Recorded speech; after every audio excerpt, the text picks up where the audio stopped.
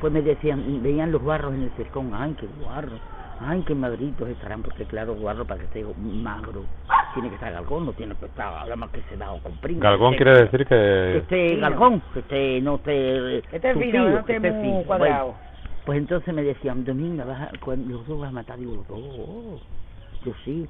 Digo, mira, quedo los amores, quedo los lomos, quedo los solomillos y quedo los buenos. Digo, pero luego el chorizo lo vendo. Me quedaba nada más que 2 o 3 para mi nariz. Pues yo el chorizo no lo comía.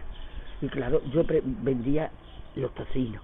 La morcilla de vientre que hacía me la quitaban de las manos, hasta 4 y 5 kilos al cura. Pedro, el de la farmacia, ese se la acababan 2 o 3 kilos, se llevaba y volvía por más.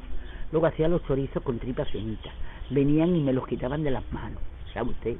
Y los vendía para las empanadas, y aquí también se hacen empanadas, con el chorizo y los huevos dentro y las presas de lomo. ¿Con huevo dentro también? Con huevo dentro y los trozos de lomo. Y, ¿Te han puesto los y el chorizo. Sí. Y claro, pues ya le digo,